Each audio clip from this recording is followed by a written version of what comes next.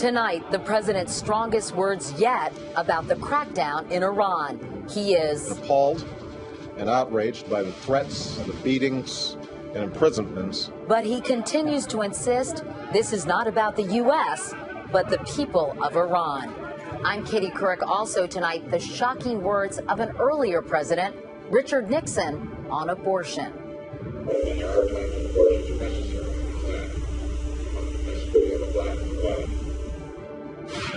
They bet on the market and lost. So where do they invest what's left of their nest egg? Our special series, Life After Debt. And remembering Ed McMahon, the man behind the most famous introduction in television history. Here's Johnny. This is the CBS Evening News with Katie Couric. Good evening, everyone. President Obama's been choosing his words about Iran very carefully, and today he chose two more, appalled and outraged. His strongest words yet to describe his reaction to the crackdown on protesters there. And he delivered them at the White House news conference. Our Chip Reed was there. Chip, the president's been under some pressure to ratchet up his language. Yes, he has, Katie. Republicans have accused him of being too timid in his response to Iran. Today, he changed his tone. The United States and the international community have been appalled and outraged by the threats, the beatings, and imprisonments of the last few days. The president also took a direct swipe at Iran's repressive government. In 2009, no iron fist is strong enough to shut off the world from bearing witness to peaceful protests of justice. Yes, he said he has seen the video of Neda that has circulated worldwide. It's heartbreaking. It's heartbreaking. Neda Agha Soltan was shot dead on a street in Tehran and has become an inspirational symbol. While this loss is raw and extraordinarily painful, we also know this. Those who stand up for justice are always on the right side of history. The president was asked why he waited until today to condemn Iran so forcefully. What took you so long? Well, I don't think that's accurate. Track what I've been saying. For days, Republicans, including Senators Lindsey Graham and John McCain, have criticized the president for not taking a stronger stand. The president has refused to speak out in support of these brave Iranian citizens. Were you influenced at all by John McCain and Lindsey Graham accusing you of being timid and weak? What do you think? The president insisted he was not influenced. I think if you look at the statements that I've made, they've been very consistent. Mr. Obama also tried to kickstart his health care overhaul, which has been slowed by controversy on Capitol Hill, especially over the cost. He promised it will be paid for. It will not add to our deficits over the next decade. We will find the money through savings and efficiencies within the healthcare system. The president also poked fun at himself after a reporter asked about his, quote, Spock-like answer to a question. First of all, was the reference to Spock, is that a crack on my ears? All right, I just want to make sure. No? So what do the president's critics think about his condemnation of Iran? Well, today, Senator McCain issued a statement. He said he's encouraged that the president has decided to speak more strongly. Katie? Chip Reed at the White House tonight. Thank you, Chip. Inside Iran, the crackdown continued today. Riot police were out in force as the protests dwindled. Elizabeth Palmer was the last network correspondent to report from Iran. Tonight, she's following events from London. With their leader out of sight and the constant threat of violence, Tehran's street demonstrations today were the smallest yet. This group of protesters explained they've been overwhelmed by the police. And today, Iran's powerful Guardian Council killed all hope of an election rerun. We have witnessed no major irregularities. There is no reason to annul the election. 27-year-old Neda, shot to death in a Tehran protest, has become an icon of resistance. Now the regime says she was killed by a fellow protester. It's all about controlling the message. State TV showed protesters under arrest, admitting to damaging property and saying they were provoked by foreign media. Also punished 4 of the 6 soccer players who wore opposition green wristbands. They were banned from playing for life. The supreme leader is determined to snuff out dissent.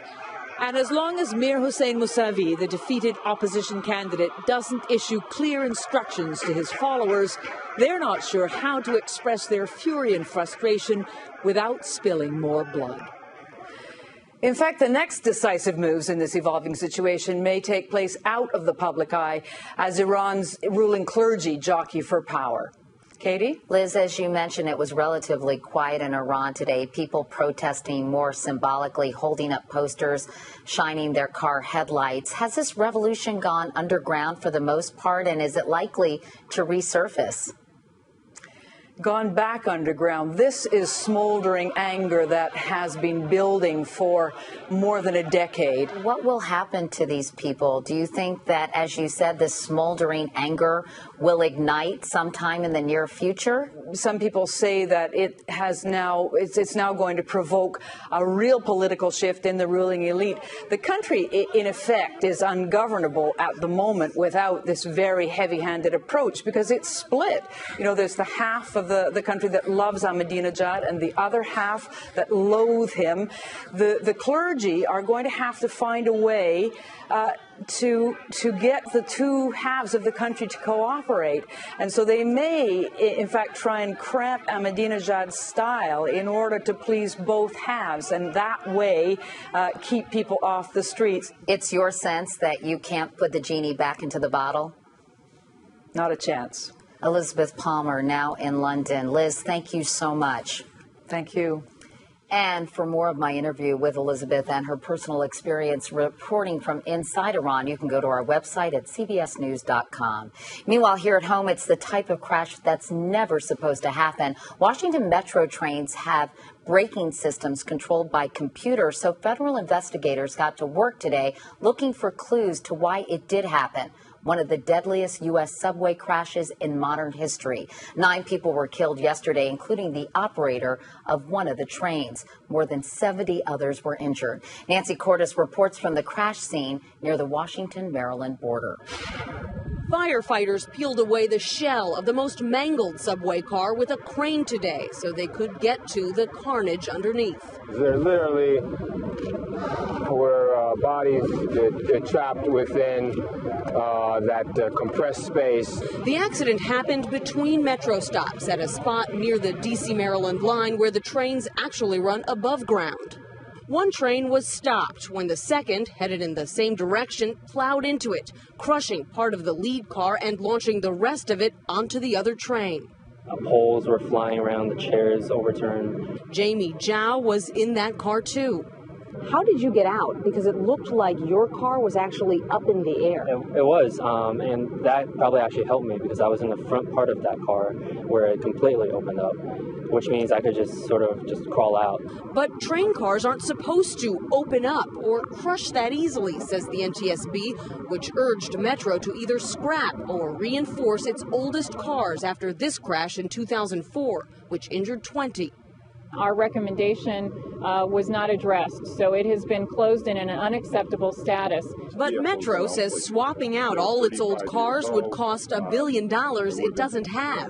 Recently, we've gone out for a proposal to replace those vehicles, and we're seeking the capital dollars to do so. Late today, the NTSB revealed that the moving train had been in automatic mode, similar to autopilot on an airplane, and that the emergency brake button was found pushed in, suggesting that the operator did try to stop the train. So the question now is, did the emergency brakes fail, or were they just deployed too late? And why didn't the computer system that's designed to keep all of these trains from getting too close to one another work? The wreckage still here on the tracks behind us tonight. Katie? Nancy Cordes. Nancy, thanks very much. In other news, it has been 15 years since Richard Nixon died, but the fascination with him lives on, helping to fuel it once secret tape recordings of his presidency. The Nixon Library in Yorba Linda, California, released another batch of them today, and senior White House correspondent Bill Plant tells us they include the kind of shocking comments we've come to expect. The Supreme Court decided Roe v. Wade in January 1973, removing most restrictions on abortion. President Nixon told his special counsel, Chuck Colson, that even though he believed abortion encouraged permissiveness, it shouldn't always be out of the question.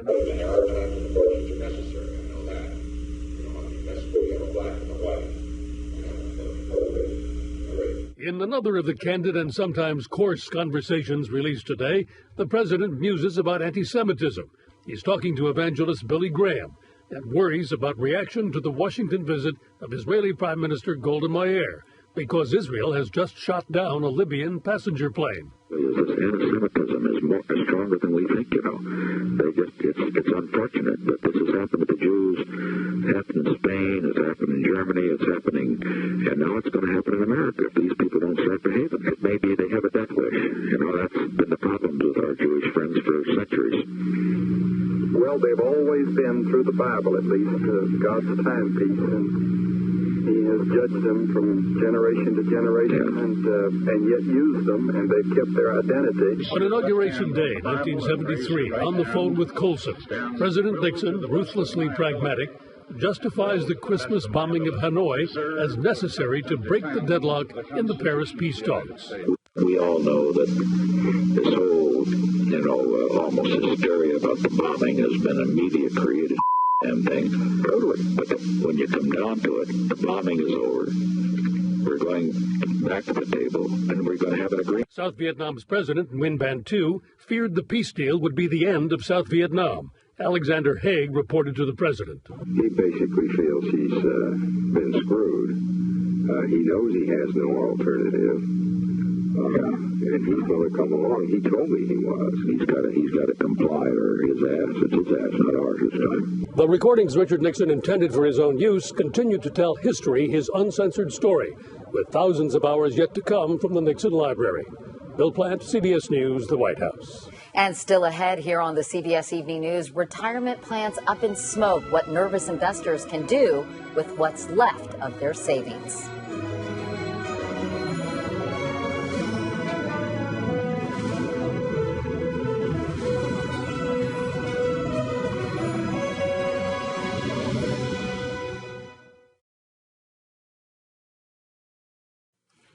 In this recession, Americans have seen their retirement nest eggs take a huge hit. Since the bear market began in the spring of last year, more than $2 trillion in 401k savings has evaporated. And that has a lot of future retirees wondering what to do with the money they have left. Tonight, Anthony Mason begins a special series, Life After Debt. Sam and Myrna Catalina were hoping to raise a glass to retirement 5 years from now. But that's all changed. Sam owns a San Francisco real estate business. Things just stopped. And his nest egg has been eaten away by the recession. My retirement portfolio is down about 25%. Now he doesn't know how to invest what money they still have. I'm still searching. Real estate and the stock market were supposed to be the reliable investments. But the financial crisis has turned a quarter century of assumptions about retirement savings upside down. Definitely, it's created a serious level of fear. Ted Benna has lost about 20% in his retirement fund, and he's not just any investor. I'm commonly identified as the father of the 401k. In 1980, Benna, a financial consultant, created what's now the main retirement savings plan for most American workers. Yeah, I think what made this so difficult is the fact that stocks and bonds tanked together. The strategy of being diversified just didn't work. Thank you for calling Vanguard. Hope you have a nice day. So worried investors have been lighting up the lines at Vanguard, the country's largest mutual fund group, where everyone is asked to pitch in and take calls. Thank you for calling the Vanguard Group. This is Bill McNabb speaking to you on a recorded line. Even CEO Bill McNabb. How much money do you manage here? We manage about $1.1 trillion. At Vanguard, which sends out statements to 20 million accounts, McNabb says the crisis has changed investors. 3 years ago, a typical Vanguard account had 70% in stocks. Today, that's dropped to 62%. It's going to be transformational in terms of how people think about risk, how people think about savings, and those actually could be healthy in the long run. For years now, Americans have put little money aside, counting on double-digit returns from the stock market to bail them out. So when do you plan on pricing that deal up? We've expected the stock market and the real estate market to do all the work for us. Absolutely. We have to do it ourselves. We're going to have to do a lot more of it ourselves. McNabb says the savings rate is one of the most critical issues facing the country. Among Americans nearing retirement, about 60% have less than $100,000 put away. How much does our savings rate need to go up? So today, if you look at what the average 401k participant saves between 9 and 10%, our math would say it needs to be more like 14 or 15. For the average American, raising the savings rate to 15% of his or her income would mean another $2,200 a year. What's more, the father of the 401k says the wise retirement strategy now is to keep training so you can keep working. One way you avoid of having your retirement nest egg run dry is being able to continue to earn a paycheck. Sam and Myrna Catalina are confronting that reality. Not all is lost. I mean, our lives are just evolving differently. Like millions of Americans, they're adjusting to a new economy and new expectations. Anthony Mason, CBS News, Malvern, Pennsylvania. Tomorrow, with the center of economic power shifting from New York to Washington, we'll give you an exclusive behind-the-scenes look at who's deciding how to spend billions in stimulus dollars. And for more on this series on the web, go to cbsmoneywatch.com. We'll be right back.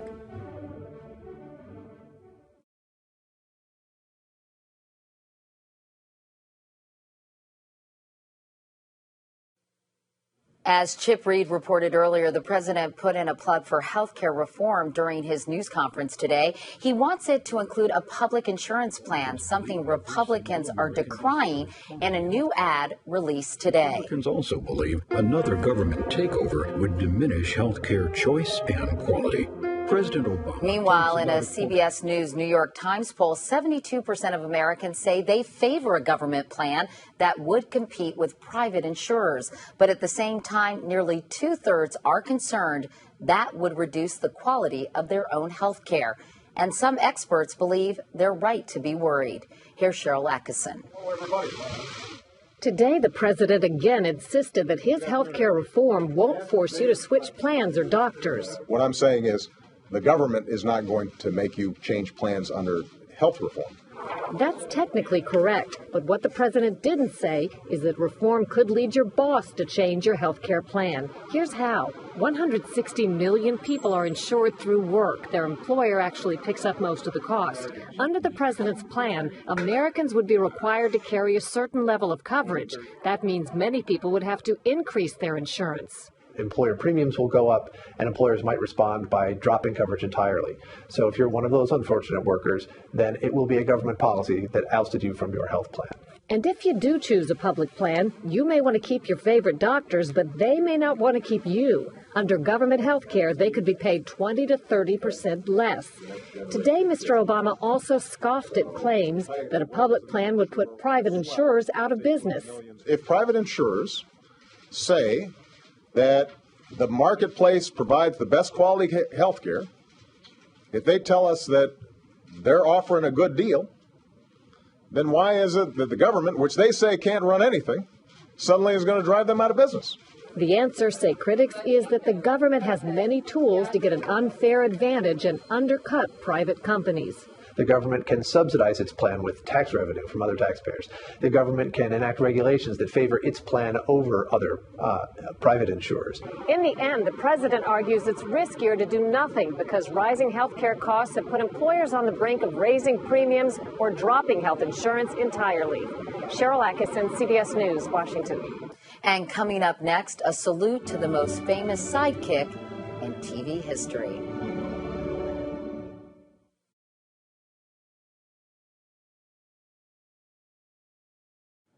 And finally tonight, he was a fixture in our living rooms for decades. Ed McMahon died today. He was 86. Sandra Hughes now, and the man whose booming voice introduced the king of late-night TV.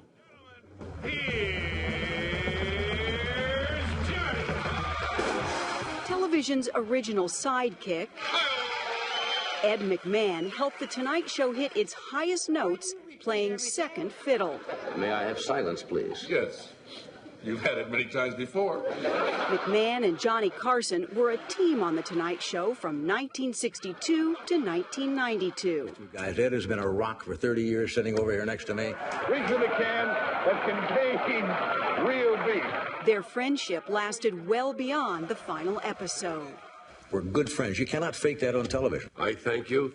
My family thanks you forever. Thank you, sir. And the audience. On Star Search, he launched the careers of Britney Spears and many others. Do you have a boyfriend? No, sir. He spent years giving away sweepstakes money. How does it feel to be guaranteed millions of dollars? In his final years, he faced serious health and financial problems, almost losing his home to foreclosure. But at last fall's Emmy Awards, McMahon was able to celebrate 60 years in television. Oh, it's everything. I mean, it's my whole life. At his star on the Hollywood Walk of Fame, an affectionate farewell to the man who turned a supporting role into television history. Sandra Hughes, CBS News, Hollywood. And he was a terrific guy. And that is the CBS Evening News for tonight. I'm Katie Couric. Thanks for watching. I'll see you tomorrow. Good night.